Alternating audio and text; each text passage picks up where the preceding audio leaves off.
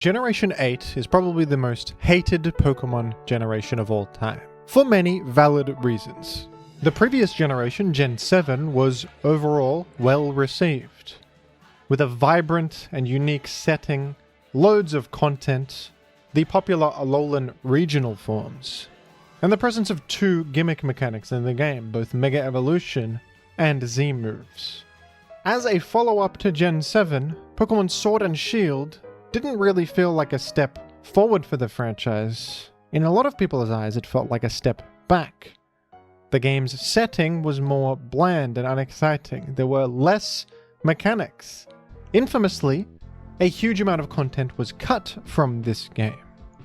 You can no longer Mega Evolve or use Z moves. A lot of popular moves were removed from the game. A lot of Pokemon are not present in the game. Gen 8's new mechanic of Dynamax was also pretty unpopular. Some people like it, but most didn't, especially compared to the more fun mechanics of previous generations.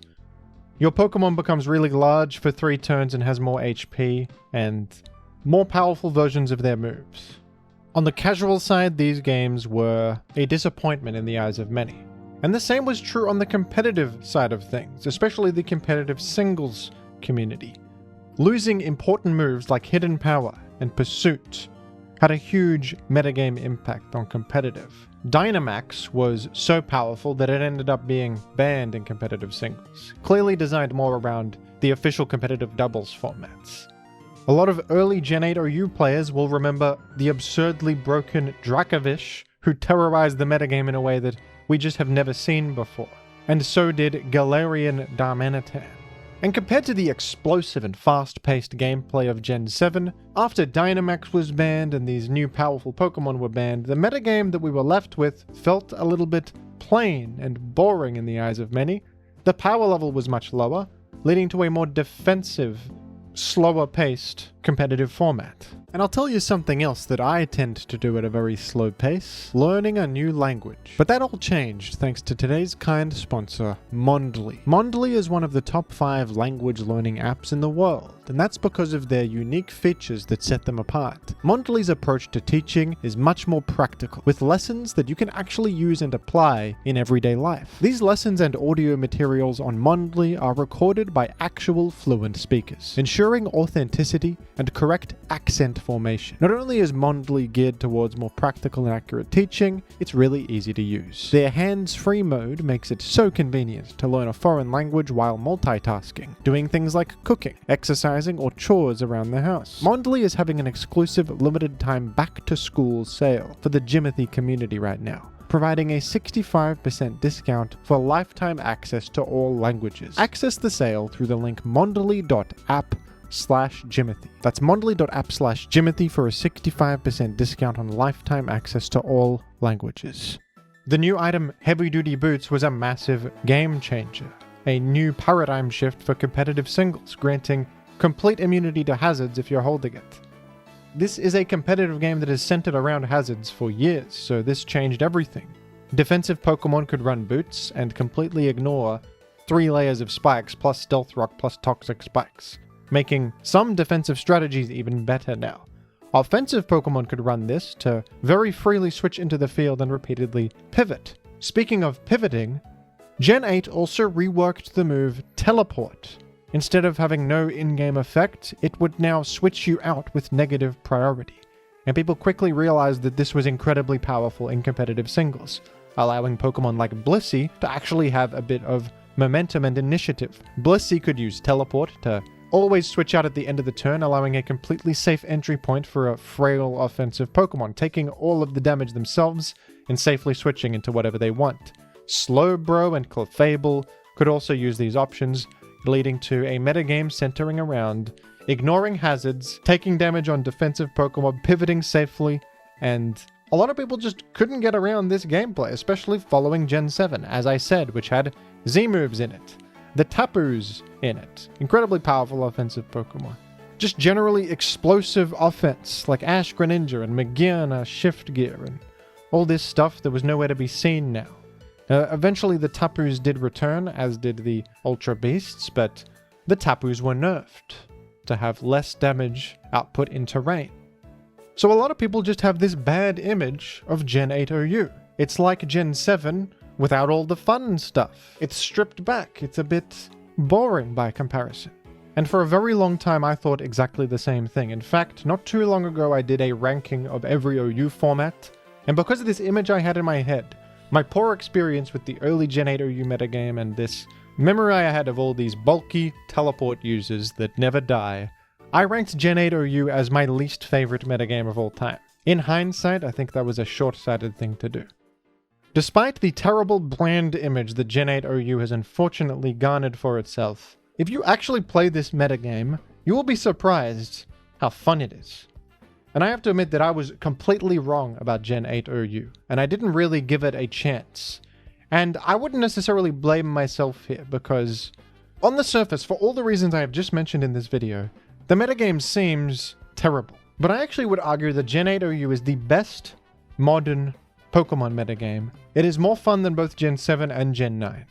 And it might be one of my favorite competitive metagames, actually.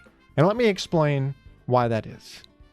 My first point in favor of Gen 8 OU is that Dexit was necessary. If you get back the initial pushback people have for Dexit, the restriction of their options, the cutting of their favorite Pokemon, we must admit that Pokemon was getting very, very bloated. Gen 7 OU pretty much didn't cut anything from previous games. So Gen 7 OU has an absurd amount in it, and I have to say that that resulted in a very chaotic competitive metagame. The power level was high. Z moves are a mechanic that favor offensive strategies and give offensive boost sweepers the ability to power through things that should answer them, kind of breaking the natural push and pull that Pokemon's supposed to have. Megas, even though I like the mechanic, did dominate team building. Every team has to have one Mega on it, which also feels like it restricts options a little bit. It made sense for them to cut this stuff to allow for new ideas to flourish and make the metagame feel different. In the same way that card games have a standard format where old expansions and old cards get phased out over time, I think it makes sense for Pokemon to do the exact same thing.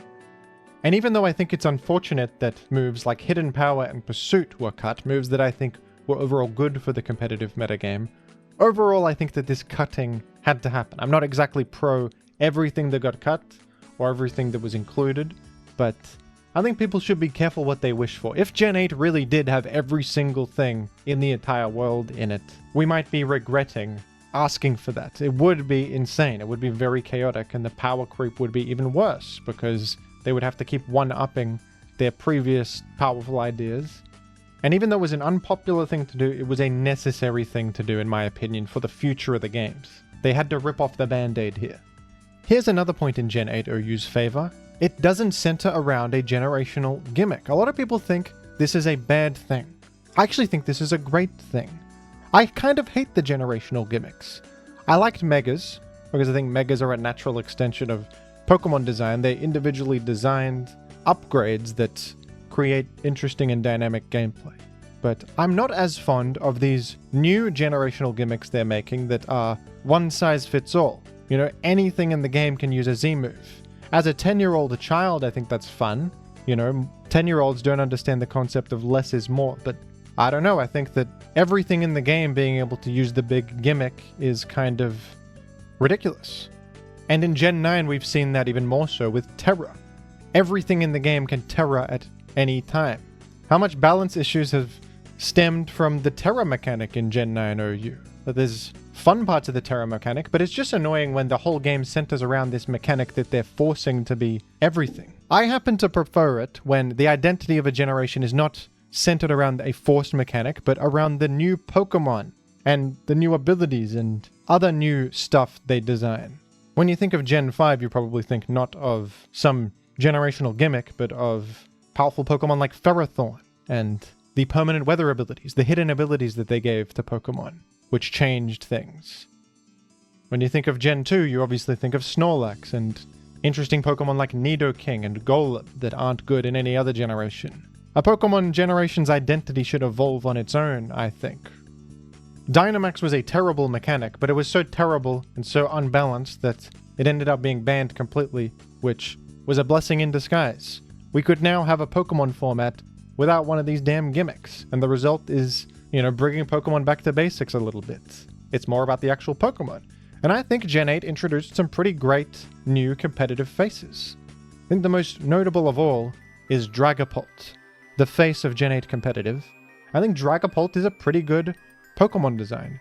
It's really powerful, with its massive speed stat, vast move pool, excellent Dragon Ghost typing. But I also think it's balanced by its low special attack, its limited physical move pool, and plenty of options in the metagame that can defensively answer it. Dragapult is central to Gen 8, but it's not central to Gen 8 in a way that feels broken or unhealthy. So Dragapult defines the identity of Gen 8 in a positive way. I think I can say the same about Rillaboom, the new superstar grass-type starter Pokemon. Rillaboom is an excellent bulky grass physical attacker with a pretty novel concept for a priority move, Grassy Glide, which has a very high power of 70 and is boosted by the grassy terrain that Rillaboom creates, but it only works in grassy terrain. So Rillaboom is central because it is a powerful terrain setter with this excellent priority option, but once again, I think Rillaboom is perfectly healthy, and it's interestingly powerful. It's not just a guy with big stats, it's got a pretty uniquely powerful option in Grassy Glide. We also have Corviknight, and I think Corviknight is fantastic. It's very similar to Skarmory with its steel flying typing, but it stands out by having a different set of advantages. Corviknight is more of a pivot. It doesn't have hazards, it doesn't even have status moves, but it has U-turn, and it has defog to get rid of hazards. I honestly think Gen 8 brought back competitive Pokemon designs that were not just, a guy with min-max stats that clicks one powerful stab move. These are kind of nuanced Pokemon. They are really strong, metagame defining, but not stupid. They're defining the identity of Gen 8 without needing a gimmick to abuse, or brute forcing their way into things. I also mentioned earlier that the Tapus all got nerfed. The damage from terrain was restricted from 1.5x to 1.3x for each type. I think this made all of the Tapu Pokemon feel way more reasonable. Remember Tapu Lele in Gen 7 with the choice specs just spamming psychic attacks? Resistances be damned? Personally, I didn't love that. I think that nerfing the damage on Pokemon is a good thing, actually. In this instance. Now, the Ultra Beasts did return, and some of the Ultra Beasts are still pretty stupid, like Kartana and maybe Blacephalon, but I do think that these feel much more manageable here, without Z-moves to abuse. Z-moves worked in conjunction with Ultra Beasts to give them insane snowball potential. It felt like they were designed hand in hand there. Without Z-moves, the Ultra Beasts do not get one immediate, massive, high damage attack to immediately proc their Beast Boost and get the ball rolling immediately, creating a metagame that centers around this kind of explosive, offensive sweeper. Now let's talk about Boots and Teleport. I must admit, when Boots first came out, I was quite negative about them. And I don't think they're exactly the most elegant design solution to the competitive singles hazard problem. They felt like, to me, a bit of a band-aid, because, as you know, Stealth Rock and hazard spam has been a central strategy to competitive singles for years and years prior to this. And it felt a bit late to address it like this, to give this item that just grants hazard immunity. It was a drastic solution to a problem that we have sort of learned to adapt to. Stealth Rock was broken when it came out, but people just kind of got used to its presence and learned how to play around it. Now a lot of that is out of the window, and we have to rethink the entire game from the ground up because of Boots. But even though I may have preferred a solution like, nerfing Stealth Rock, designing more Pokemon around singles hazard gameplay in a more nuanced way, I think that what Boots created ended up being positive at the end of the day. As many of you probably know, my favorite Pokemon metagame is Gen 3 OU. And one of my favorite things about that metagame is that only spikes exist as a hazard. There's no Stealth Rock, Sticky Web, or Toxic Spikes. It is just spikes. And yes, spikes are central to the metagame, but something that makes spikes feel manageable is that there are plenty of immunities to them. Flying-type Pokemon are immune to spikes, and so are Pokemon with Levitate. Because of this, it is very easy to just run things on your team that can ignore spikes, which makes them feel more balanced. At least your whole team isn't going to be getting eaten alive by hazard spam. There is this inherent counterplay, because flying types are generally good. Levitating Pokemon are generally good. It's easy to run Pokemon immune to hazards on your team. Boots kind of create a similar thing. It is now easy to run at least a couple of Pokemon on your team that can ignore hazards. And having a heavy-duty Boots Dragapult on a team sort of feels like running Gengar in Gen 3. It's like this fast ghost type that can ignore the spikes. Dragapult does the same thing. What this resulted in is less of a scramble to make hazards and keep them up at all costs. Hazards are still very powerful, very central to the metagame as they always are. But because of Boots, there's diminishing returns to being all in on hazards. In Gen 7 you saw a lot of teams that were hyper-offense where the lead makes hazards and then explodes or something. And in all generations from Gen 4 to 7 you would see these kind of hazard-setting leads that just make hazards and then die. Because Stealth Rock is so powerful and there's nothing it doesn't do chip damage to, that it's worth losing a whole Pokemon slot to do so. With heavy-duty Boots in the game, this kind of hazard-setting lead archetype significantly decreased in usage. You still see it sometimes, but the reward for setting Stealth Rock early is not as great as it used to be, and as a result, the more common Stealth Rock setters now are ones that have actual defensive qualities. You know, Pokemon that can stick around and expect to set Stealth Rock multiple times throughout a game rather than just once early. Now, of course, Pokemon like that were used in the past, but I think that the decrease in all-in early game hazard setting was good for the metagame. Everything centering around Stealth Rock to such an insane extent was unhealthy. It always was unhealthy. The existence of Boots made that less worth it and sort of solved the problem. Maybe in a slightly inelegant way, but it was still somewhat of a solution. And having this option to use your item slot to ignore hazards does come with a cost, you have to admit. I mean, offensive Pokemon often would rather run an offensive item, like a choice item, or a life orb, or an expert belt or something. So you are sacrificing a lot to ignore hazards, but having that option makes the metagame feel less claustrophobic. You're not getting eaten alive all the time by these damned hazards.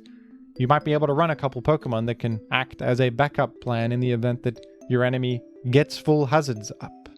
And this is interesting right here because you may be thinking, well, what about the defensive application of heavy-duty Boots? What about walls using it to become harder to nail down? Hazards are a healthy part of the game when it's punishing defensive Pokemon, because without them, these Pokemon can just infinitely switch and answer every offensive thing you have. It makes stall better, doesn't it? Especially if we're talking about regenerator Pokemon that can keep healing repeatedly and never be punished by repeated switches.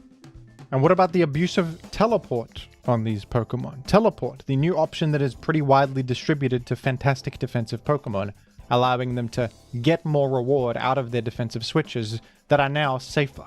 So they're less punished for switching in defensively, and when they switch in, they get more reward because they can pivot to a threat, and they can choose exactly what threat they want for the situation. I actually think that because of this new teleport option, frail wall breakers became much better in Generation 8.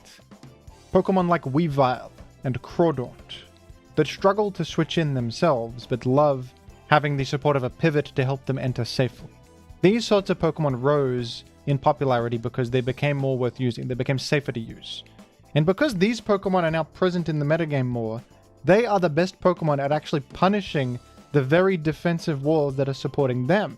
Because now it's more worthwhile to run a wall breaker, all these walls running around have a bit of a target on their back, don't they?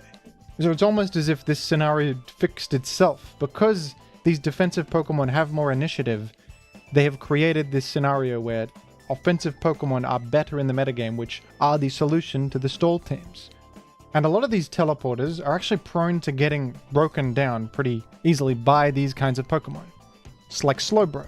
Slowbro is extremely good. It has Regenerator, great defenses, Scald, Recovery, Teleportation, even Thunder Wave for utility. It's got a lot of stuff. But it is also a Psychic type, which is a bad defensive type, making it weak to the very common Ghost and Dark wall-breaking types. You know, a Specs Shadow Ball from Dragapult or a Blacephalon knockoff from Crawdaunt or Weavile will devastate Slowbro. I've mentioned Blissey, of course, and we all know that Blissey is famously terrible at taking physical hits, giving it a huge target on its back for a physical wall breaker to just find an entry point and then threaten not only Blissey, but everything else that wants to come in. But Blissey actually invites these sorts of wall breakers to have very free opportunities for progress.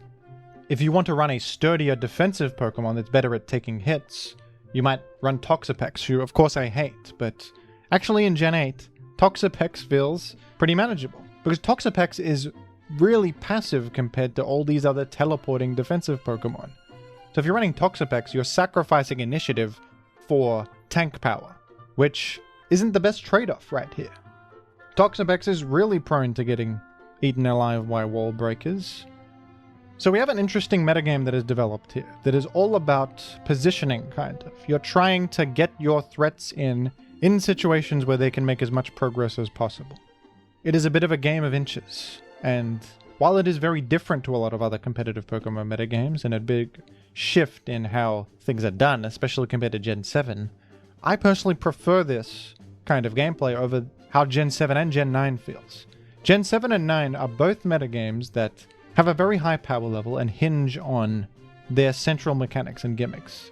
They are chaotic, and they often come down more to a couple of good reads, or like one big swing turn, rather than like a slow chess match between two gamers. Gen 8 actually feels like it's got a good balance of offense and defense. It's not too stall heavy, it's not too hyper aggressive, everything's terastallizing, dragon dancing. It's reasonable. Both are evenly matched, resulting in not only gameplay that is more intellectual, I think, but team variety. Gen 8 actually has a pretty immense amount of team variety possible, and you can get really creative in this generation because there are all these enablers, and the power level isn't that high. You're not strangling these lower tier Pokemon and preventing them from existing at all. I recently made a video about Kingler and how Kingler was finally viable after years. The metagame I was talking about was Gen 8 OU. Kingler has a unique set of tools to actually be pretty good in Gen 8 OU. It's a bit of an alternative to something like Crawdaunt. It is a slow and sort of frail wall breaker, but it has access to sheer force, interesting attacking options, and sword dance, and slightly different stats to Crawdaunt that allow it to live things that Crawdaunt can't. It also has ground coverage, which is important. Even though I think they missed the mark on Dracovish with its design, where it was just spamming Fishious Rend, very one-dimensional gameplay, that's okay, Dracovish is banned. And I think they did a better job with Dracovish's brother Octozolt, who is a fringe pick here on certain teams that I think is really cool. Octozolt is an electric ice type Pokemon, which is a great offensive type combo, and it has really low stats, but it has the ability Slush Rush for double speed in the Hail, so it can be great on Hail teams alongside Alola Ninetales. And it has interesting offensive tools. It has Bolt Beak, which is kind of like electric type Fishious Rend, power doubles if you move first. But being an electric type, I think that this is, much more reasonable. There's more electric immunity in the metagame. You also have access to Blizzard for ice type stab, but your special attack is low. This is mostly to hit ground type super effectively. And the high power of Blizzard, as well as Hail being up, does a lot of heavy lifting here to help you out against ground type switch-ins to Bolt Beak. Because of this Pokemon, offensive Hail teams are a viable archetype here, which I didn't think was the case in many prior generations. Hail was more of a fringe weather strategy that was better for denying enemy weather and cancelling their advantageous weather effects than actually operating with its own synergy. Now we have a Hail team that actually has a functional threat designed around Hail being up, and it's powerful in a unique way. It's pretty unlike any other weather abuser, wouldn't you say? It's pretty different to a Kingdra, or an Ash Greninja, or a Mega Swampert. This is very unique in my opinion, and it has given birth to a completely new archetype of offense that just doesn't exist in any other generation. And Octozolt is another example of what I was talking about before, meta-relevant Pokemon designs that define the identity of the generation, providing unique options, but not being overwhelmingly powerful in this way that's one-dimensional. It is a good thing that a Pokemon like this is a valid and viable choice in OU here, I think. Here's a cool team by the player Pinkacross, built back when Gen 8 was current. And this Lantern team actually hit #1 in OU. I covered this in a video before as well.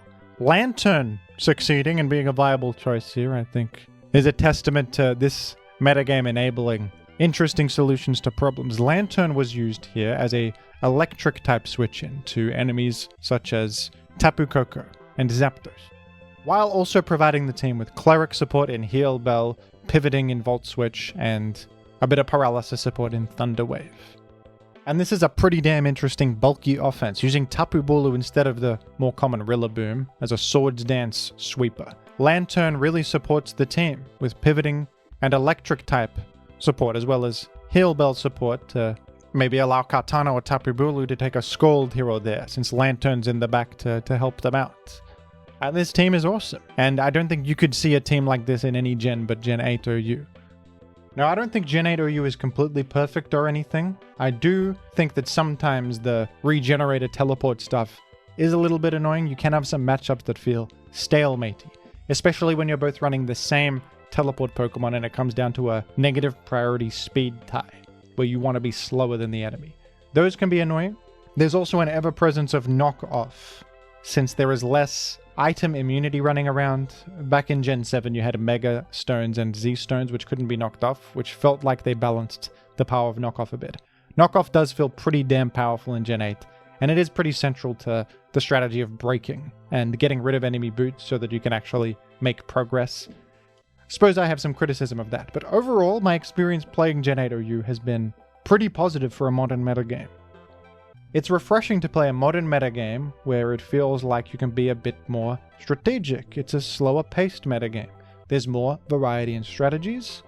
You can be more creative, and I think it's very balanced, actually.